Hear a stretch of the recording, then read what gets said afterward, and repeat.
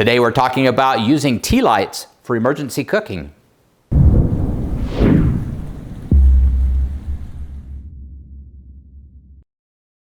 Hey, Provident Preppers, I'm Jonathan. And I'm Kylie, and today that is exactly what we're gonna do. These are little tea lights. Depending on the brand of tea lights, they will burn anywhere between 3 and 6 hours, and they put off about 100 BTUs, which means that we can use them to create a little DIY stove just using candles to cook during an emergency with. Today, we're gonna just talk a little bit about some of the things you should do and things you should probably avoid. So we'll start by talking a little bit about the construction of this stove and why we did what we did. In this case, we're just using a 9x9 glass pan. We've lined that with foil because we want to reflect any heat that we can back up and into the stove. Now, we have a little trivet under here. We wanted to get the height just right so that we can heat the pan efficiently. Now, if we get it too close, the candles won't work well. They'll smother out. If you get it too far away, there's too much opportunity for that heat to escape. So we're looking for just the right balance in there to make sure the candles will burn well and we maximize the heat into the pan. And so I was looking all over, and these little trivets that I got are actually intended to be used in an Instant Pot. So that's really cool because I'm a whole Instant Pot believer, right? I think that that's a great cooking tool. And they have, some of them have short or taller legs. There was not that sweet spot. The one that's in there, the legs are just a little bit shorter, but I needed to raise it up just a tiny bit. So what we did is we cut a piece of cardboard that was exactly the size of this so that it would fit underneath these legs. And then I kept layering aluminum foil on it until it was the perfect height. One layer too much and it would smother the flame. But right where we've got it, it's doing a good job of heating. Now that we've talked about the construction, let's talk a little bit about the advantages of this stove. First of all, it's the fuel storage. This bucket here contains 600 tea lights. It's just a used bucket. When we store them, we always want to make sure that we store them up and not on their side, because if these get warm, they will melt. But if they get a little bit warm and they're still in their cups, then it doesn't really make a difference. In this kit, we also put a couple of butane lighters so that we would be totally ready to use these when we need to.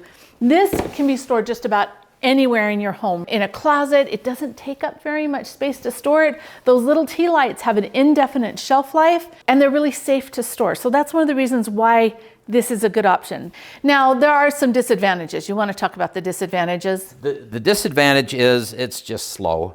I mean, we're spoiled. We're used to putting things on the stove or on a butane or a propane stove, and they just get right with the program.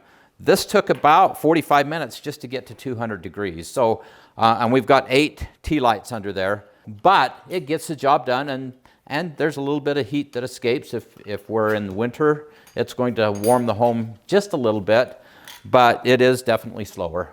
Think about it. So if this is cooking really slow, you're going to want to choose things like heating up a can of soup or a can of chili or making oatmeal, something that it doesn't require a lot of heat, because at 30 minutes, it was up to like 180 degrees.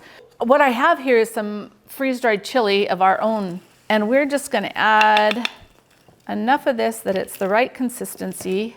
And the nice thing about it is it's not going to take very long, because with the freeze-dried foods, you have a lot of opportunities to buy freeze-dried foods if you can't do your own freeze dryer or you don't have a friend like me who lets you freeze dry your stuff. But this chili, in just a very short period of time, is going to return to its normal consistency and flavor and be delicious. And we could have done this in just a little bit under 30 minutes, probably.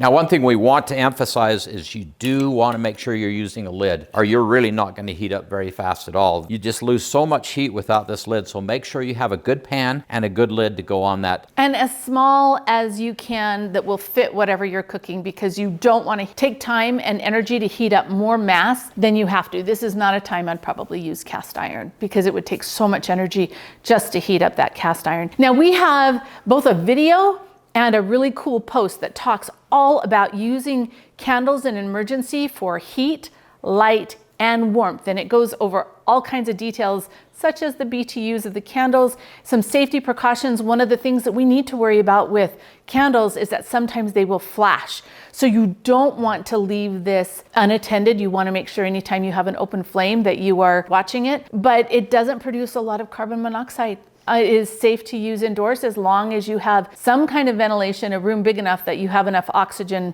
to burn a flame. The other thing is, because we have it in this glass pan, should it flash, that also helps to contain it somewhat. So we want to be as safe as we can, but make sure that you go and visit that post. It's at the providentprepper.org. I'll leave a link in the description, and then watch that other video, because you'll see there's a lot of great ideas for using these very simple tea lights that are very inexpensive, store well, have an indefinite shelf life, and just might be a way to make sure that you have a little bit of fuel to cook during a power outage. And the safety guy has to say this: make sure you have smoke, carbon monoxide alarms, and your fire extinguisher. Not that we hope that we have to use it, but we always want to make sure we are prepared and safe. And you notice that we actually, because I'm married to the safety Nazi, have a fire extinguisher built into the wall right over there. It could have something to do with my history. I don't know. Possibly. Maybe that's why he's so concerned. Probably. And now for the question of the day. Have you ever successfully used tea lights to cook during an emergency? Share with us. And thanks for being part of the solution.